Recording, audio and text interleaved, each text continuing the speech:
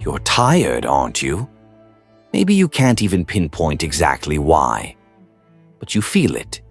There's an invisible weight you carry, a constant pressure to maintain balance, to keep everything in check. You've been taught to avoid conflict, to always be kind, understanding, and polite. It's as if your duty in life is to be the good person, to please others and make everyone around you happy. Since childhood, you were conditioned to believe that being good was the way to live. You were told that kindness and honesty would eventually lead to respect, that if you did good, good would come to you. The belief was simple: be fair, be humble, and the world will recognize your goodness. But what if I told you that's not true? What if I told you that it's all a lie, designed to make you predictable and controllable? Think about it. How many times have you silenced yourself to keep the peace? How many times have you erased parts of yourself just to avoid disappointing someone? How often have you allowed someone to walk over you, disrespected you, and still you smiled, you nodded, you said, "It's okay"? You buried your anger, your pride, your tears, all for the sake of maintaining a false sense of virtue. And yet, what did it get you? More disregard, more being overlooked. Let's face it, the world doesn't reward the nice guys. It rewards the strategic ones. And if you're watching this, chances are you've already felt that sting. You've given, you've been the good person, the understanding friend, and still you find yourself frustrated and ignored. The more you try to be liked, the less respect you get. The more you give, the more they demand. The more you sacrifice, the less you're valued. Now enter Machiavelli. He wasn't the villain he's often painted as. In fact, he might have been one of the first to expose the cold, hard truth about power.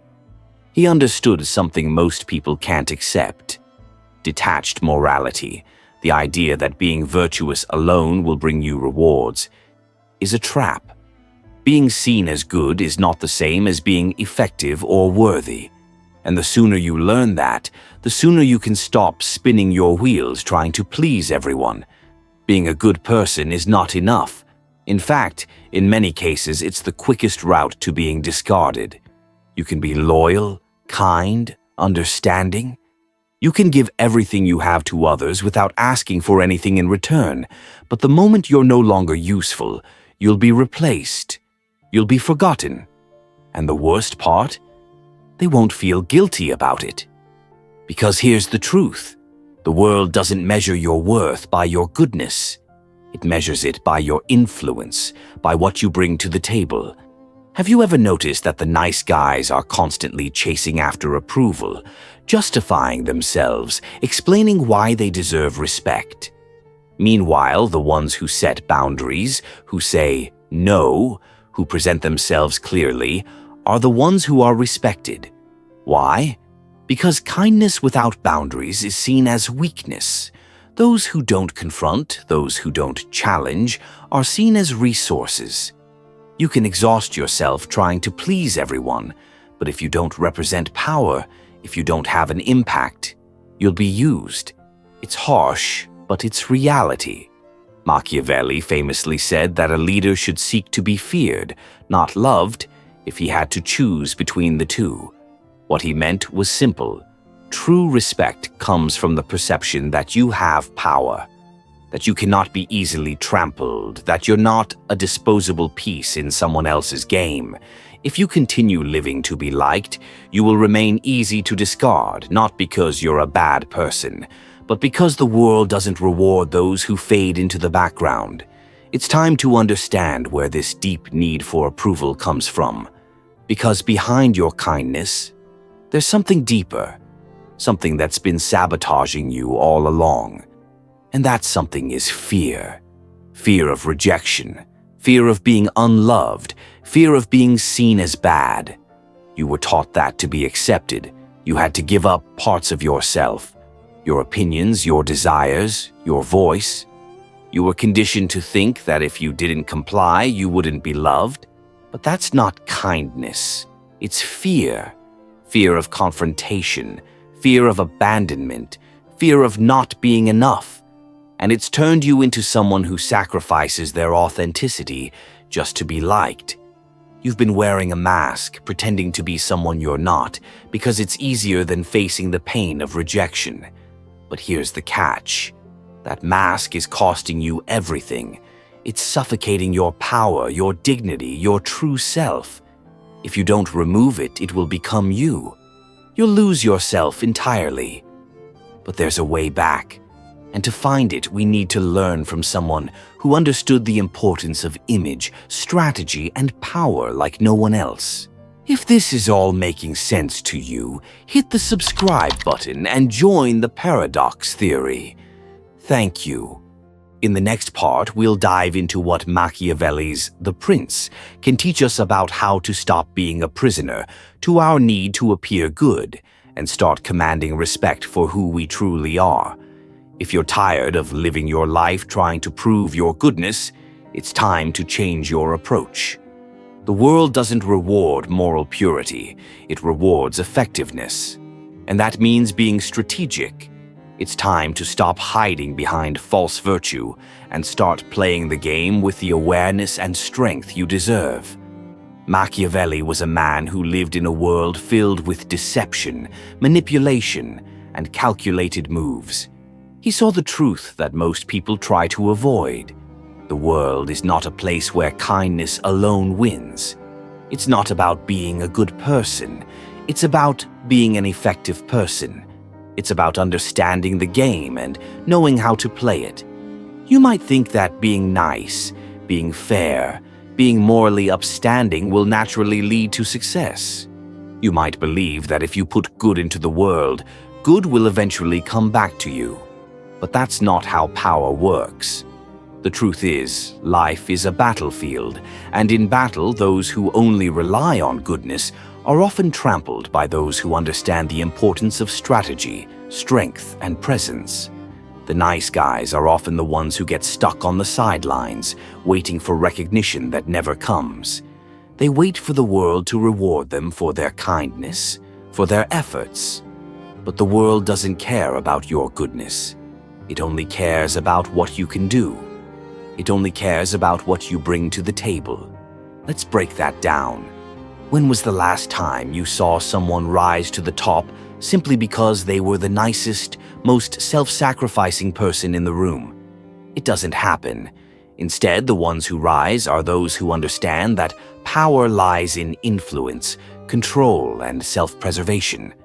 They know when to fight, when to speak, and most importantly, when to stay silent. They understand that respect is earned by showing strength, by showing that you cannot be easily dominated or manipulated. The fact is, life isn't a fairy tale. The world isn't going to pat you on the back just because you've been kind. You've been told your whole life that if you're good, people will notice and appreciate you. But the reality is harsher. Kindness without strategy doesn't make you powerful. It makes you an easy target. It makes you someone people can walk all over because you don't have the strength to stand up for yourself. But here's the thing. You can learn. You don't have to continue living this way. You don't have to be stuck in the cycle of people-pleasing, of sacrificing your authenticity for the approval of others. You can break free from that. You can become someone who commands respect, someone who stops hiding behind the mask of goodness and starts showing the world who you really are. Machiavelli's teachings can help you get there. When he talks about the importance of power and influence, he's not suggesting that you should abandon morality altogether. He's simply recognizing that power comes from more than just being good. Power comes from being strategic. It comes from knowing how to present yourself, how to create an image that others respect and fear.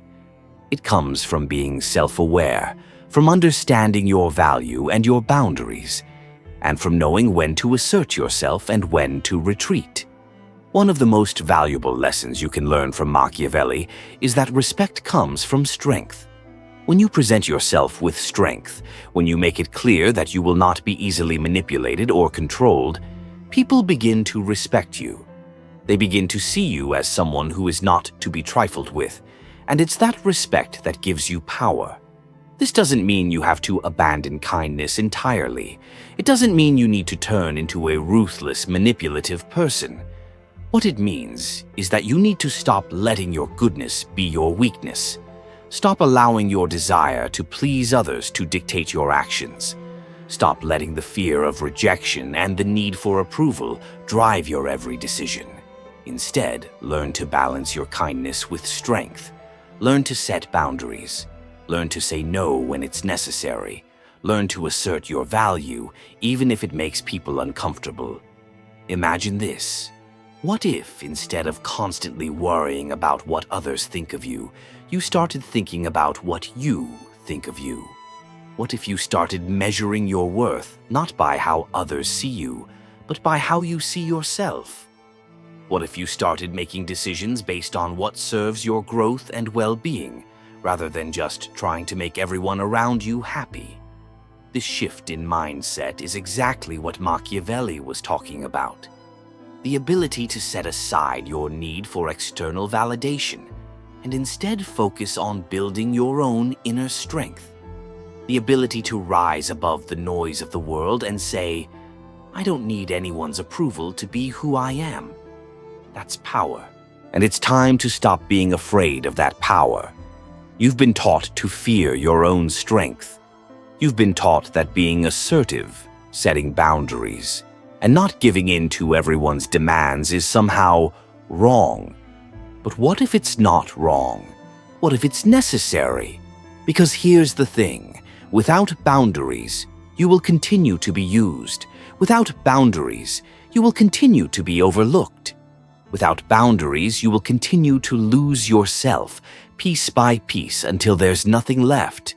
It's only when you establish boundaries, when you create a strong, clear sense of who you are and what you will and won't accept, that people begin to respect you.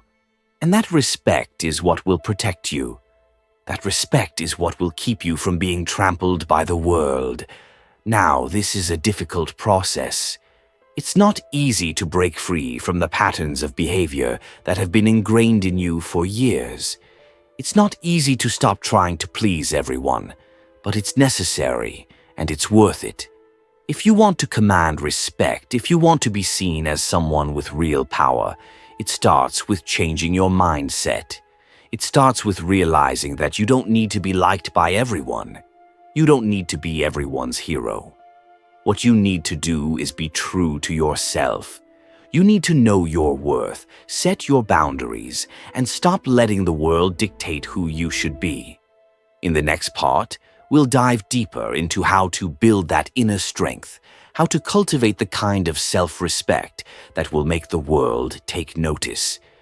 We'll explore more of Machiavelli's lessons and how they can help you reshape your identity from the ground up.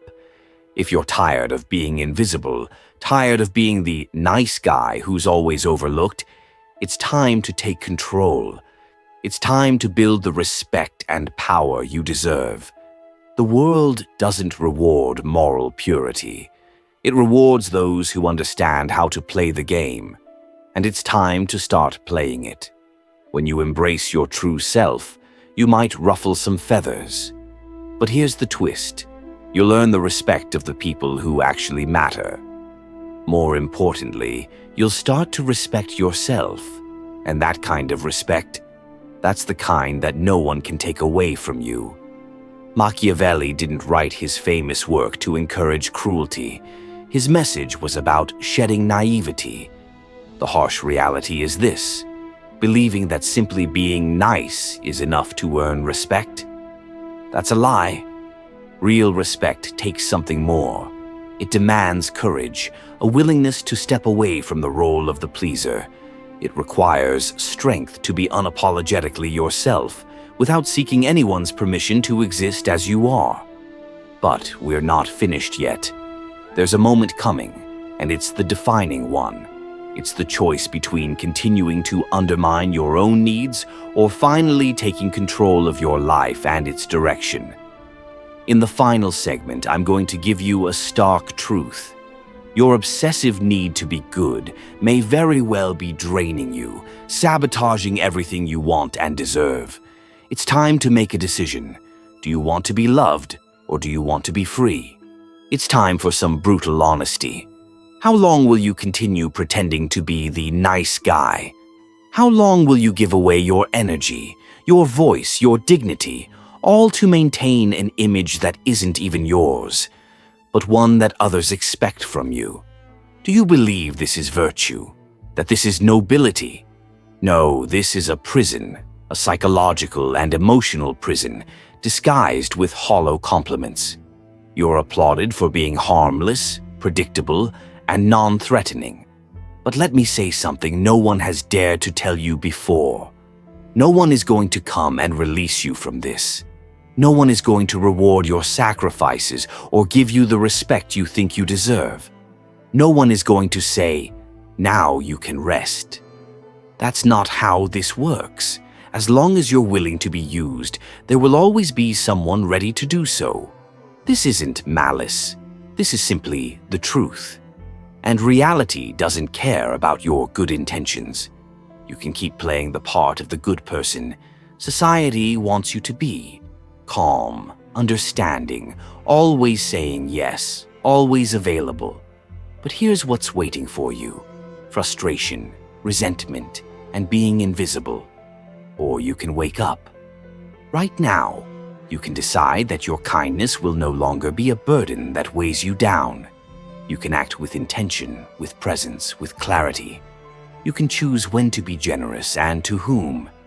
You can stop giving what you never receive in return. You can stop seeking approval like you're begging for scraps. The reality is simple. The world respects those who respect themselves.